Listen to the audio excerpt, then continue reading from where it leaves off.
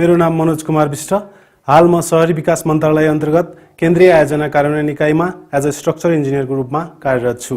शहरी विकास तथा भवन निर्माण विभागद्वारा प्रकाशित वैकल्पिक निर्माण सामग्री र प्रविधि समावेश गरिएको डिजाइन क्याटलग भोल्युम 2 का केही डिजाइनका श्रव्य दृश्यहरू CLPIU ले तपाईहरु समक्ष प्रस्तुत गरेको छ। आज म तपाईहरुलाई वैकल्पिक निर्माण सामग्री तथा प्रविधि अन्तर्गत डिजाइन क्याटलग भोल्युम 2 मा समावेश गरिएको इन्टरलक ब्रिक मेसनरीको बारेमा केही कुरा भन्न गइरहेको छु।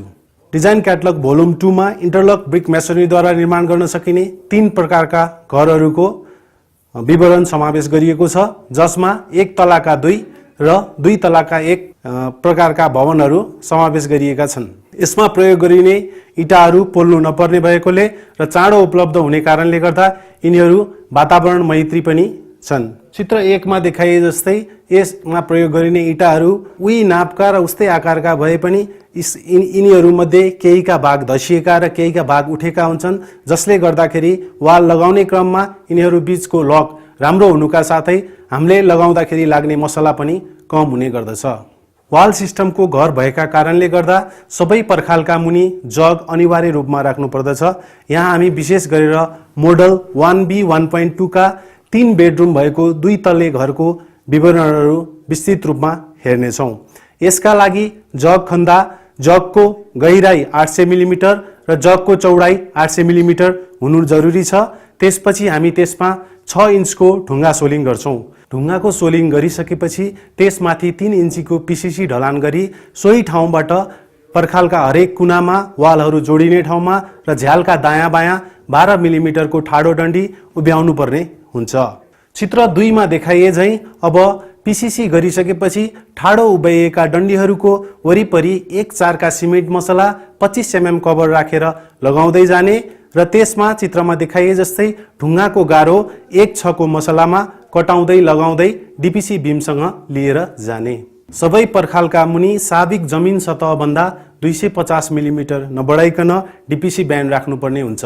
DPC ब्यान्डको चौडाई 450 मिलिमिटर र उचाइ 150 मिलिमिटर हुन्छ, जसमा 6 वटा 10 मिलिमिटरका डन्डी राखी त्यसलाई 8 मिलिमिटरको रिङले बाँधेर 150 मिलिमिटर सेन्टर टु सेन्टर राखिसकेपछि हामी 1:1:3 को अनुपातमा रहेको RCC ढलानले त्यसलाई सम्पन्न गर्दछौँ।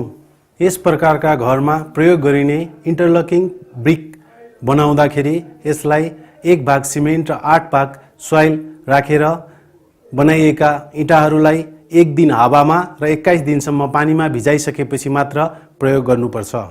यसरी पर्खाल लगाइसकेपछि ठाडा डन्डीहरू जहाँ जहाँ हामीले उभ्याएका छौँ त्यसको वरिपरि भने 1 2 3 को मसला राखी माइक्रो कङ्क्रिटिङ गर्नुपर्ने हुन्छ। घरका विभिन्न कुनामा राखिने डन्डीहरू कसरी राखिन्छ भन्ने कुराहरू चित्र नम्बर 7 मा प्रष्ट रूपमा देखाइएको छ। L कर्नरको हकमा ब्रिकमा रहेका प्वालहरूमा 3 वटा ठाडा डन्डी राखी त्यसमा 8 मिलिमिटर डायामिटरको क्रस टाईले बाँधेर त्यसलाई 1 2 3 को माइक्रो कङ्क्रिटिङ गरिन्छ भने T जङ्सनको केसमा त्यसमा 4 वटा ठाडा 12 मिलिमिटरको डन्डीहरू राखी त्यसमा पनि 1 2 3 को माइक्रो कङ्क्रिटिङ गरिन्छ। झ्यालको दायाँ बायाँको हकमा भने 2 वटा 12 मिलिमिटरको ठाडो डन्डी राखेर त्यसमा पनि 1 2 3 को मसला राखेर माइक्रो कङ्क्रिटिङ गरिन्छ।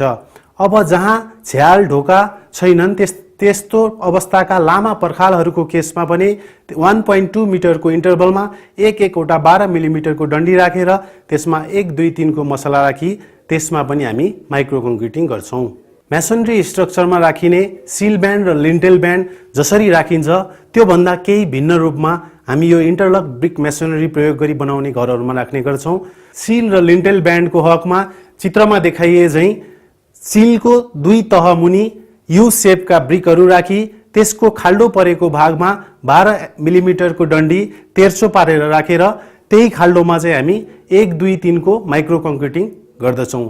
त्यस्तै गरी लिन्टेलको केसमा पनि हामी सेम प्रकारले त्यो चीजहरू रिपिट गर्दछौँ। हामी यसमा 2 तलाको कुरा गरिरहेको भएको कारणले गर्दाखेरि यसको तल्लाको भुइँमा हामी के प्रयोग गर्छौँ भन्ने बारेमा पनि हेरौँ। यसमा चित्रमा देखाइए जस्तै 50 मिलिमिटरको RCC ढलान गरी त्यसलाई 600 millimetre by 600 millimetre by 10 mm को फर्मवर्कको काम गर्ने गरेर प्रिकास्ट प्यान्सहरू राखिन्छ र त्यो प्रिकास्ट प्यान्सहरूलाई 600 मिलिमिटर दूरीमा रहेको 200 बाई 50 मिलिमिटरको जोइस्टमा स्टिल ट्युब 25 मिलिमिटर बाई 25 मिलिमिटरको स्टिल ट्युबले अड्याएको हुन्छ। जसरी तल्लो तलामा वालहरू लगाइन्छ त्यसै गरी माथिल्लो तलामा पनि वालहरू लगाउनु पर्ने हुन्छ। त्यसमा पनि ठाडो डन्डीहरू, सिल र लिन्टेल ब्यान्डको काम सकिसकेपछि हामी छानाको काम गर्छौं र यस्ता घरमा लगाइने छानाहरू चित्रमा देखाइए जस्तै जस्ता पाताकै हुन्छन् र ती जस्ता पाता अड्याउनको लागि स्थानीय रूपमा पाइने काठ नै प्रयोग गर्न सकिन्छ। यसरी ट्रस बनाउँदाखेरि ट्रसको मुख्य अङ्ग मानिने र्याफ्टर अथवा डाँडालाई वालको माथि राखिएको एक अथवा दुईवटा नससँग किला ठोकेर चित्रमा देखाइए जस्तै जोड्नुपर्ने हुन्छ र त्यसको अलावा र्याफ्टरलाई वालसँग जोड्नु पर्दा भने वालका दुवैतिर र्याफ्टरमा पर्ने गरी दुईवटा काठका चुकुल हाली त्यसलाई अड्याइएमा वाल र र्याफ्टर भूकम्पको बेलामा एकै ढिक्का भएर काम गर्छ, जसले गर्दा यिनीहरू दुईवटा अलग अलग भएर छुटिन पाउँदैनन्। ट्रस बनाउँदाखेरि सबैभन्दा ध्यान दिनुपर्ने ठाउँ भनेको त्यसको जोड्नी हो, जुन चाहिँ चित्रमा देखाइए जस्तै राम्रोसँग बनाउनु पर्ने हुन्छ। आज हामीले इन्टरलक ब्रिक मेसोनरी प्रयोग गरी कसरी घर बनाउने भन्ने कुराहरू हेर्यौं। नयाँ सामान र नयाँ प्रविधि भए तापनि इन्टरलक ब्रिक मेसोनरीद्वारा घर निर्माण गर्दाखेरि उचित तवरले गर्यो भने यो पनि भूकम्प प्रतिरोधी हुन सक्दछ।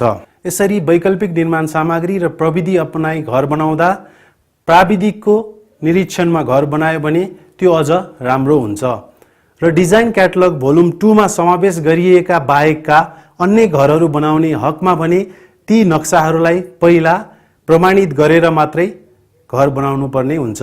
थप जानकारीको लागि गाउँपालिका, नगरपालिका, डिएलपिआई तथा सिएलपिआईमा कार्यरत इन्जिनियरहरूको सल्लाह लिन आग्रह गर्दछु। धन्यवाद।